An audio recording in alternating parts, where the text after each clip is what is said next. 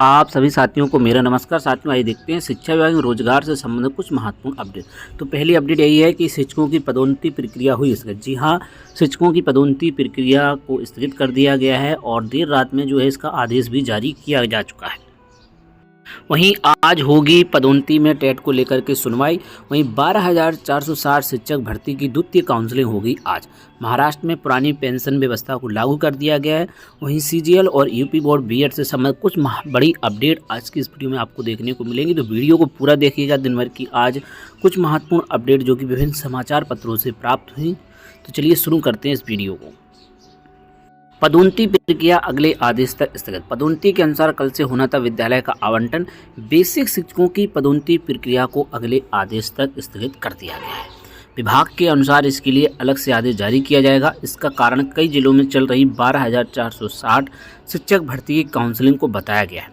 वहीं बेसिक शिक्षा परिषद के सचिव प्रताप सिंह बघेल की ओर से जारी सूचना में कहा गया है पदोन्नति के तहत विद्यालय आवंटन की प्रक्रिया 6 जनवरी से ऑनलाइन की जानी थी। वहीं कई जिलों में कोर्ट के निर्देश पर 12,460 शिक्षक भर्ती प्रक्रिया 5 से 7 जनवरी के बीच की जानी है। इसे देखते हुए कुछ बीएसए की ओर से पदोन्नति कार्रवाई स्थगित करने का अनुरोध किया गया। बता दें कि परिषद की ओर से हाल ही में 6 जनवरी से पदोन्नति के अनुसार विद्यालय आवंटन और 11 से 13 जनवरी तक परस्पर तबादले के लिए रिलीविंग ज्वाइनिंग के निर्देश दिए गए थे। तो अब 11 से 13 जनवरी तक परस्पर तबादले और रिलीविंग के जो निर्देश दिए गए थे वो प्रक्रिया चलती रहेगी। उस पर किसी प्रकार की रोक नहीं है। सिर्फ पदोन्नति की प्रक्रिया पर रोक लगाई गई है, जो कि अग्रिम आदेशों तक यह रोक लगाई गई है।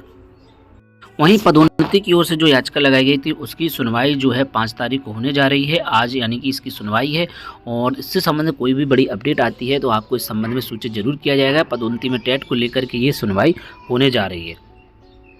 वहीं शिक्षक भर्ती की काउंसलिंग आज तैयारी में जुटे अधिकारी। हाईकोर्ट के आदेश के बाद शुरू की गई काउंसलिंग। हाईकोर्ट के आदेश पर 12,460 सहायक शिक्षक भर्ती में शेष बचे 720 पदों के लिए पिछले दिनों काउंसलिंग कराई गई थी। हंगामा भी 300 से अधिक अभ्यर्थियों ने काउंसलिंग कराई थी। यह खबर बलिया जनपद की है। गुरुवार को देर रात तक काउंसलिंग के लिए कोई स्पष्ट निर्देश न आने पर अधिकारी परेशान रहे। हालांकि 375 पदों के लिए काउंसलिंग कराने की तैयारी में अधिकारी जुटे रहे। जिला बेसिक अधिकारी मनीष कुमार का कहना है कि डाइट पर शुक्रवार को समय से काउंसलिंग शुरू कराई जाएगी। बेसिक शिक्षा परिषद की ओर से 29 दिसंबर डाइट पर काउंसलिंग प्रक्रिया पूर्ण कर 30 दिसंबर सभी चयन अभ्यर्थियों नियुक्ति पर देने के निर्देश है। इसी क्रम में 30 दिसंबर को सामान्य वर्ग, पिछड़ा वर्ग, अनुसूचित जाति, अनुसूचित जनजाति के लिए अलग अलग काउंटर बनाए गए थे। मेरिट सूची में गड़बड़ी करने को लेकर अभ्यर्थियों हंगामा किया था। शासन की ओर से द्वितीय काउंसलिंग के लिए शनिवार को तिथि निश्चित की गई। बीएससी और सचिव सहित अन्य अधिकारियों वीडियो कॉन्फ्रेंस बाद भी स्थिति स्पष्ट नहीं हो सकी। इसको लेकर अभ्यर्थी परेशान रहे। काउंसलिंग को लेकर तरह तरह के आयासों का दौर चलता रहा। कोई कह रहा है खुली भर्ती शुरू कर दिया गया तो कुछ जिले स्तर पर ही कट ऑफ जारी करते रहे। कट ऑफ मेरिट को लेकर देर रात तक चलता रहा मंथन। परेशान रहे अधिकारी। 375 पदों के लिए होगी काउंसलिंग। तो इसको लेकर के उनमें भी एक वीडियो आप सभी के बीच जारी किया जा चुका है, जिसमें ओपन टू ऑल और किस जनपद में किस हिसाब से काउंसलिंग होनी है उसको लेकर के भी कुछ अपने विचार रखे थे। उस वीडियो को भी आप देख सकते हैं। वहीं महाराष्ट्र सरकार ने कर्मियों के लिए पुरानी पेंशन योजना को दी मंजूरी। 1 नवंबर 2005 के बाद सेवा में शामिल कर्मचारियों को मिलेगा लाभ। सरकारी इस निर्णय से विपक्षी हाथ से निकल गया एक बड़ा मुद्दा। महाराष्ट्र कैबिनेट ने गुरुवार को 1 नवंबर 2005 के बाद सेवा में शामिल होने वाले राज्य सरकारी कर्मचारियों को पुरानी पेंशन योजना ओपीएस का लाभ लेने के विकल्प का मंजूरी दे दी। महाराष्ट्र में विपक्षी दल इस मुद्दे का राजनीतिक लाभ लेने का प्रयास कर रहे थे। सरकार के निर्णय से एक बड़ा मुद्दा विपक्ष के हाथ से निकल गया। कैबिनेट उस प्रस्ताव को मंजूरी दे दी है जो नवंबर 2005 के बाद सेवा में शामिल होने वाले राज्य कर्मचारियों को ऑफिस का विकल्प प्रदान करता है।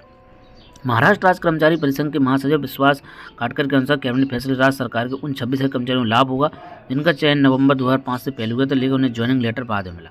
गौरतलब है कि महाराष्ट्र में लगभग 9.5 लाख राज्य कर्मचारी हैं जो नवंबर 5 से पहले सेवा में शामिल हुए थे और वे पहले से ओपीएस का लाभ उठा रहे हैं। ओपीएस के तहत एक सरकारी कर्मचारी को उसके अंतिम आयरत वेतन का 50% बराबर मासिक पेंशन मिलती है। इसमें कर्मचारी के अंशदान की कोई आवश्यकता नहीं होती है।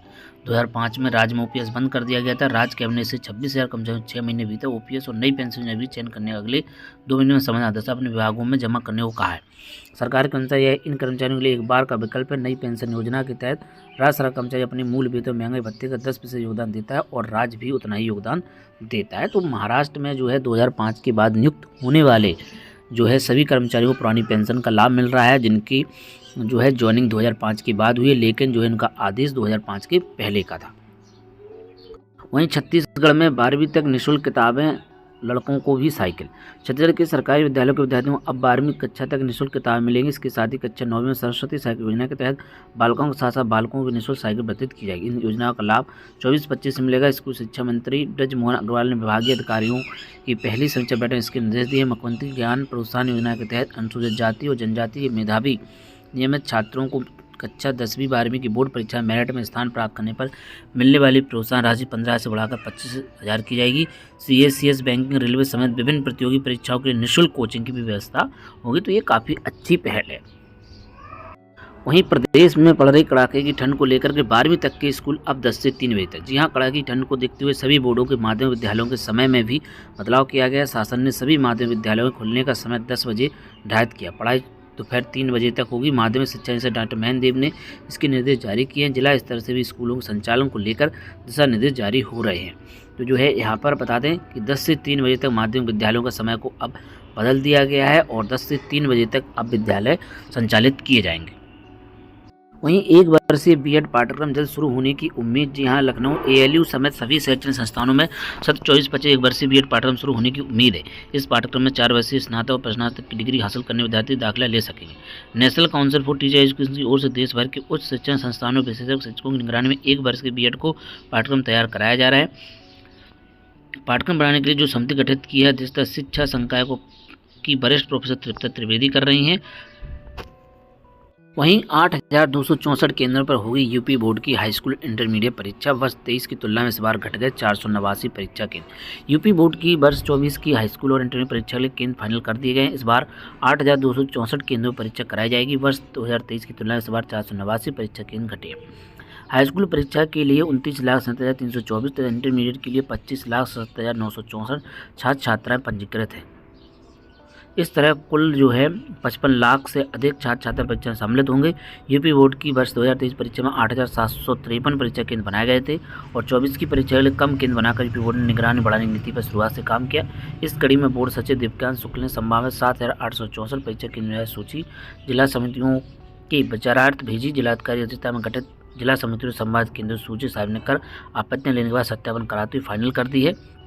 तो 400 केंद्र बढ़ाते हुए 8,264 केंद्र फाइनल किए हैं। बोर्ड सचिव ने शिक्षा निदेशक की अनुमति के बाद फाइनल सूची गुरुवार को जारी कर दी है। सचिव ने बताया जिला समितियों की ओर से प्रस्ताव केंद्र की फाइनल किए गए हैं। परीक्षा केंद्र की फाइनल सूची वेबसाइट अपलोड कर दी। अब केंद्र की संख्या घटाई या बढ़ाई नहीं जा सकेगी। तो जो है यहाँ पर 489 परीक्षा केंद्र घटा दिए गए हैं और 8,264 केंद्रों पर होगी यूपी बोर्ड की हाई स्कूल इंटरमीडिएट की परीक्षा।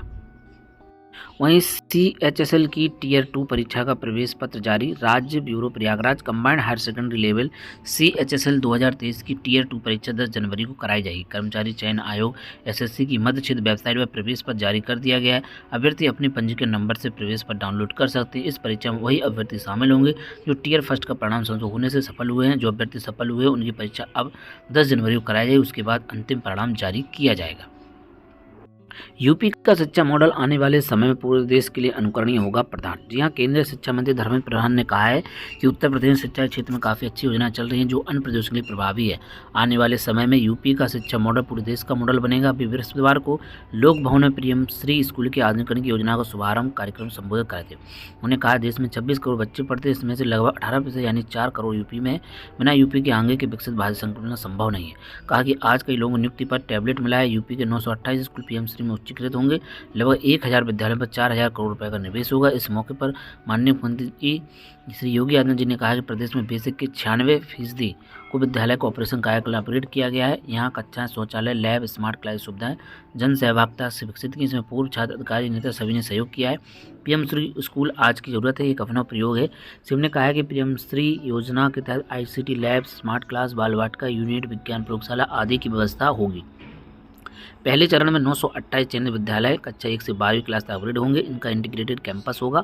सिम ने कहा है ड्रॉप आउट रोकने के लिए स्कूल चलो अभियान शुरू किया गया। आज 40 लाख बच्चे स्कूल में पढ़ रहे हैं। 57 जिलों में इंटीग्रेटेड विद्यालय का निर्माण हो रहा है। इसके लिए 1,000 करोड़ रुपये अलॉट किया जा चुका है। यह सभी आधुनिक सुविधाओं से युक्त होंगे। इससे पहले CM, केंद्रीय शिक्षा मंत्री व अन्य अतिथियों ने निपुण भारत मिशन, अटल टिंकरिंग लैब की प्रदर्शनी देखी। इस अवसर पर कृषि मंत्री सूर्य प्रताप शाही आदि उपस्थित रहे। वहीं यूपी को जल्द घोषित करेंगे निपुण प्रदेश। जी हाँ, संदीप सिंह जी जो कि शिक्षा राज्य मंत्री हैं, उनकी ओर से कहा गया कि ऑपरेशन कायाकल्प में 1,65,000 विद्यालयों में 19 बिंदुओं पर विकास किया गया है। यूपी को निपुण प्रदेश बनाने का लक्ष्य जल्द पूरा करेंगे। माध्यमिक शिक्षा राज्य मंत्री स्वतंत्र प्रभार गुलाब देवी ने कहा है, पिछड़े और दुर्गम क्षेत्र में माध्यमिक विद्यालय खोलने और प्रोजेक्ट अलंकार से पुराने विद्यालयों का कायाकल्प किया जा रहा है। केंद्रीय शिक्षा मंत्रालय के सचिव संजय कुमार ने यूपी की स्कूल शिक्षा व्यवस्था योजनाओं को सराहा। तो दोस्तों, पदोन्नति की जो प्रमुख अपडेट यही है कि यह प्रक्रिया अब फंस चुकी है। अब आने वाले समय में इसका जो भी आदेश होगा और इसको लेकर के जो टेट की प्रक्रिया भी चल रही है उससे संबंधित कोई भी बड़ी अपडेट आती है तो आपको सबसे पहले सूचित किया जाएगा। और साथ ही शिक्षा विभाग एवं रोजगार से संबंधित महत्वपूर्ण अपडेट के लिए आप हमारे यूट्यूब चैनल शिक्षा विभाग को सब्सक्राइब कर लें। वीडियो अगर पसंद आए तो वीडियो को लाइक करें और साथ ही अपने साथियों के पास शेयर जरूर करें। तो साथियों, मिलते हैं किसी नेक्स्ट वीडियो में और नए अपडेट के साथ, नई जानकारी के साथ। जय हिंद।